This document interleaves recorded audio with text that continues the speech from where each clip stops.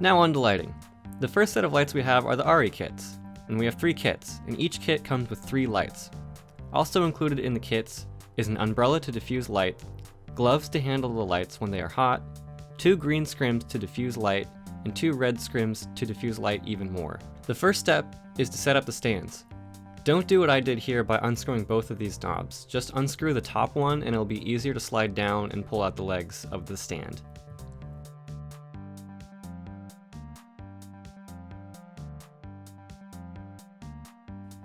Next is to set up the light onto the stand. To fasten it on there, tighten the knob in the light's bottom, which will hold it in place.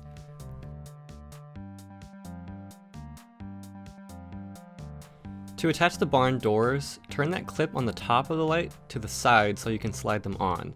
This will take some practice since there is a lip on the barn doors that slide onto the hooks like this.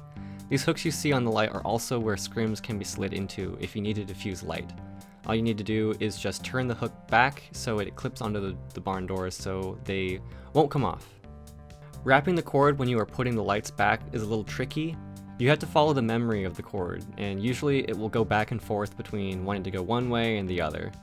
This is pretty vague, but you can feel it once you start doing it. You'll understand what I'm talking about. We also have colored gels that change the color of the light. They're simple to attach using clothespins, or also known as C47s in the film industry. The absolute most important rule is do not touch the lights with your bare hands. You will burn yourself severely. The other important thing is do not touch the glass of the light either, because the oils on your hands can start boiling on the light and it will break the glass and shatter, and it will be very bad. Turning the lights on is pretty simple and straightforward. The circle means off, and the little line means on. You probably have seen that on a bunch of other stuff. Look at that. Easy peasy. Putting the lights away, once again, can be a little tricky. You need to put the wrapped cord through the foam and then rest the light on top of that. If the cord is too tightly wrapped, then the light won't fit because it'll be too tall. If the cord is too loosely wrapped, then the cord won't fit into that square at all, and you'll have to redo it.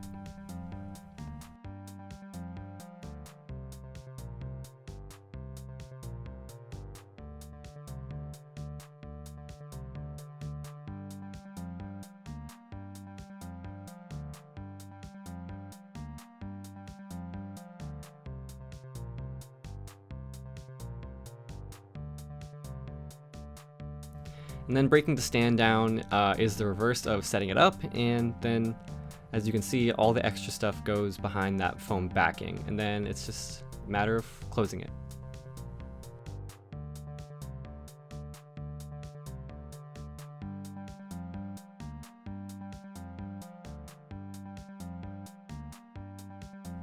The other light we have is the LED.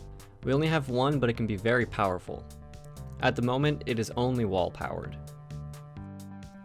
Setting up the stand is pretty easy, just like setting up the ARRI light stand. Putting the light onto the stand is just like the ARRI's as well. Just screw the knob that's on the bottom of the light onto the stand and it will stay put.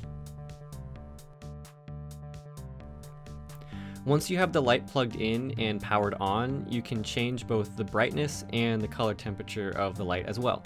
This is super helpful when you need to make changes to the light, something you can't really do with the ARRI's.